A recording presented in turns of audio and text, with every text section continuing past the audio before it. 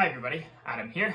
So I have tried to film this video today multiple times. I've had numerous camera problems, so I'm having real himbo hours over here at the Adam household. And, I'm just a little bit loopy, so we'll see how this goes. So I have been lifting since I was 16 years old, and I have been lifting for about 15 years now in total, which means that if you do the math, very clearly, I am precisely 25 years old. I have always been 25 years old. I always will be 25 years old. I am immortal. I am unchanging. If you think otherwise, then clearly you don't know how to do math. That said, what I wanted to talk about today was the topic of how over the past 15 years, I have been training consistently. I have been, achieving my goals and so on, but I have never been jacked. That simply was never something that I really wanted to be one of my goals. So I've never been super lean, I've never been super jacked over the course of 15 years of training. And now I am getting jacked for basically the first time in my life.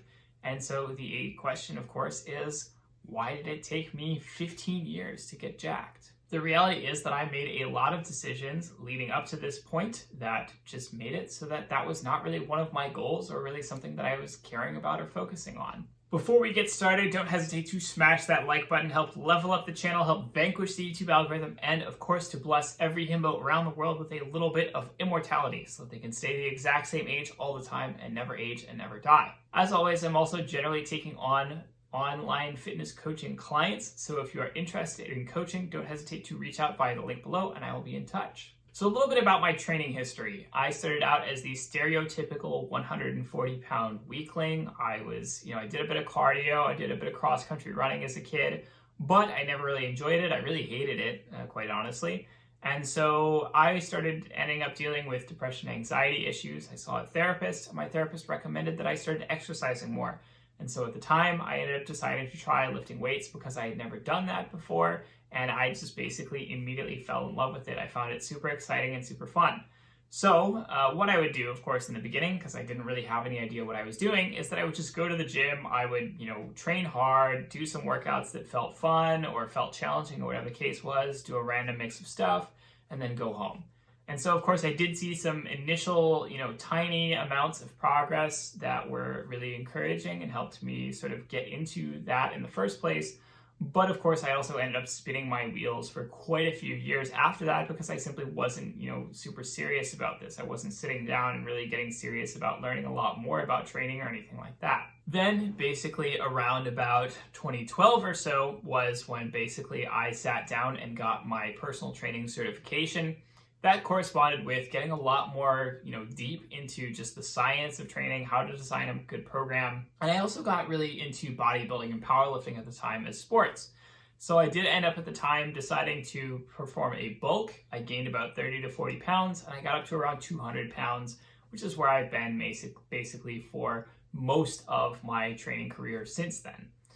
And so I continued to train for quite a few years after that, ups and downs, of course, injuries and so on. But my primary goal for the longest time was just getting stronger. All I cared about was powerlifting. I didn't really care about getting super lean or anything like that. I didn't need to because it wasn't really something that my sport demanded. And so basically I, built a lot of muscle mass. I got really strong, but I never really got lean and I never really had any goal of getting lean.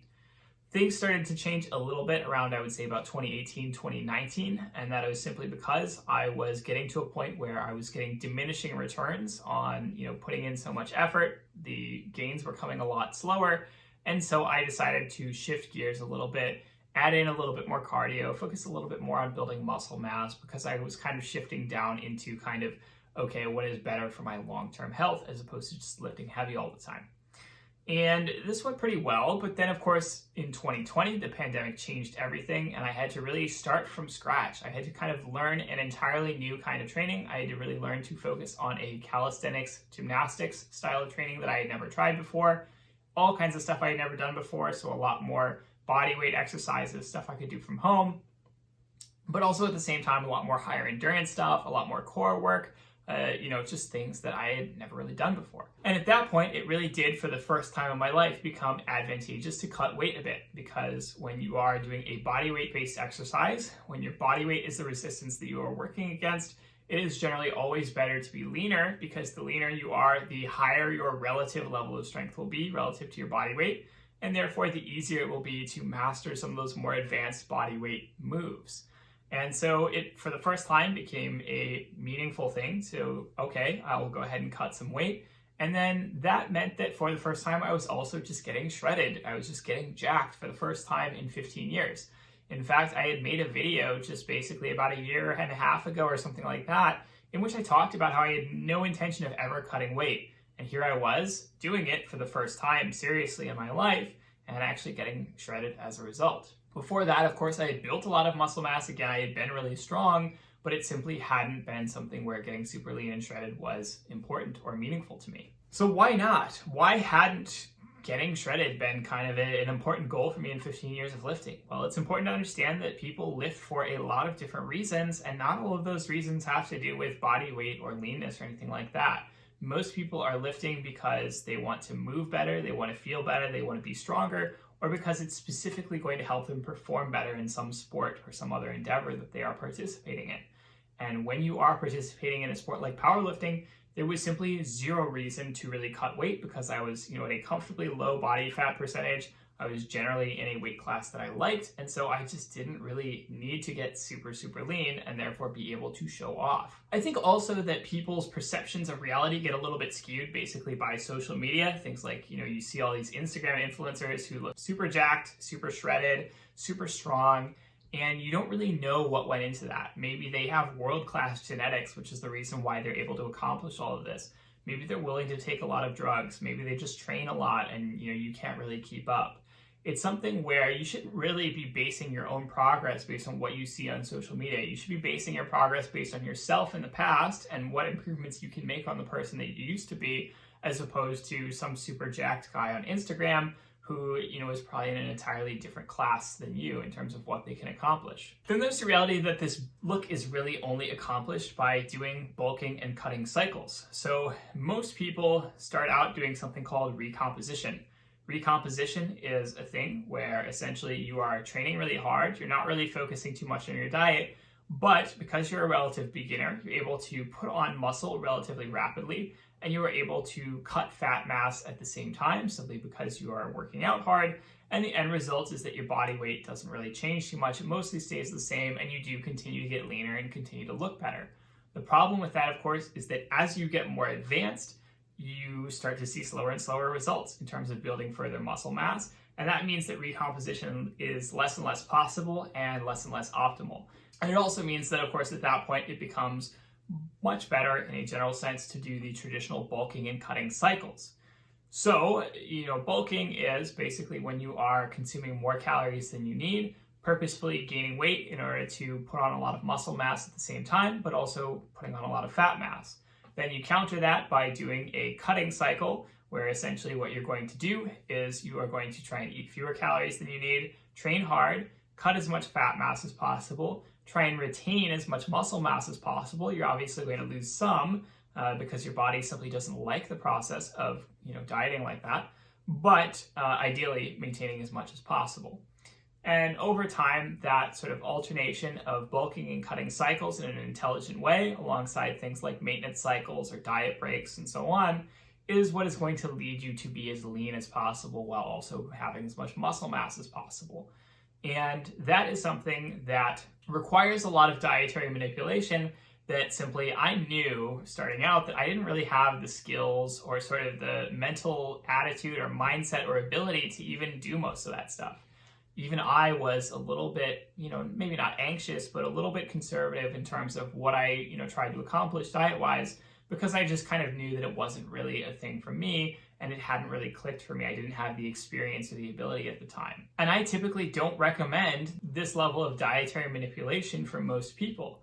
A lot of my clients don't do any diet work at all because they really get a lot more out of just focusing on working out, getting the benefits in terms of strength and muscle mass and other health benefits, and they don't really need to do too much with diet. And it can very easily do more harm than it's worth to try and start somebody off with diet right away. Instead, what I tell folks is, come back to me somewhere down the line, 6 months, 12 months, something like that, once you've got more experience, and then we can really sit down and maybe decide on starting with some further tweaks with diet and doing so in a sustainable way, in a way that doesn't overdo it. More recently, with my recent cut, I have been using an app called Macrofactor. This is not a paid plug or anything like that. I am just talking about it because I love it so much.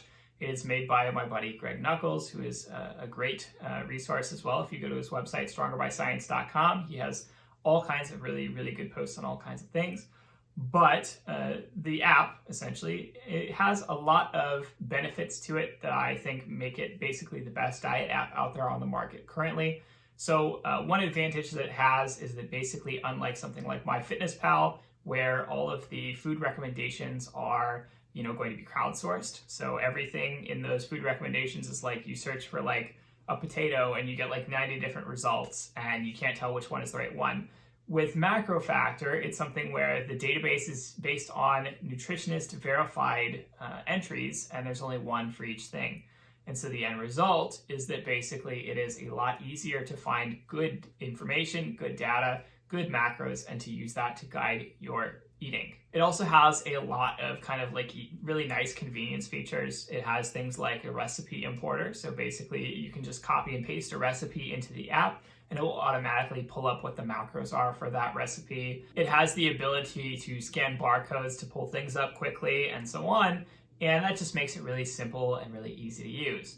And then the most important thing is that basically most diet apps are going to make really big guesstimates on what they think your metabolism is, on what they think your macros should be, and so on. And then they just kind of run with that. And the problem is that your metabolism is a moving target that is constantly changing from day to day based on what's been going on, basically every single day for, the past several weeks. And so the end result is that what Macrofactor does is it uses an equation that does that for you. So it takes a little bit of time. You need to give it a lot of data to be able to get a good sense of just, what you're doing. But once it's got enough data, it can give you perfectly accurate recommendations that are going to actually adapt regularly over time based on just how your metabolism is changing, how your macronutrient needs are changing, and so on. And so as a result, I find that this is basically the best app out there because it is one of the only apps that actually does something like that, where it is actually adapting based on your data and your needs and so on. I definitely find that I am a person who has tended to, maybe lean on the side of a little bit too restricted in my eating in the past, simply because I didn't have the level of fine, precise control over my diet that I wanted previously. And so it was something where, I would typically just eat too little simply because I, was just like, well, I'll just eat less to make up for the fact that I don't know exactly what, numbers I need and so on. And I generally find that with Macrofactor, I am, basically sitting around and I get to the end of the day and I discover that I've got like 400 extra calories because I simply didn't eat that much that day. And I'm kind of like, okay, I should actually be eating more. It's nice to have that external validation from the app that I should be eating more and in a more sustainable way. So the long story short, of course, is that dieting is a very fraught topic and it's absolutely not for everyone. And really getting super lean, getting super jacked does to a certain extent require some level of dietary control. And I don't think that diet work is recommended for most people. It is something that can easily cross the line over into eating disorders, and it is something that needs to be handled cautiously. It's something where you need to assess kind of your own level of relative risk, your own level of relative understanding and skill, and use that to make an informed decision as opposed to just kind of what has happened a lot in fitness diet culture in the past, which is just, trying to force yourself into that box specifically because the culture sort of recommends it. I think that the culture has been way too emphasized on things like being lean, on things like body weight in the past, and we should really be embracing just all the different kinds of bodies that are out there, all the kinds of different things that our bodies can do, all the kinds of different reasons that we train, and all the different kinds of capabilities that we can get out of that. So, as always, that is the video for this week. Don't hesitate to like, comment, subscribe, tell me what you want to see in future videos, ring that notification bell, all those other good things. I will see you all next week. Have a good one.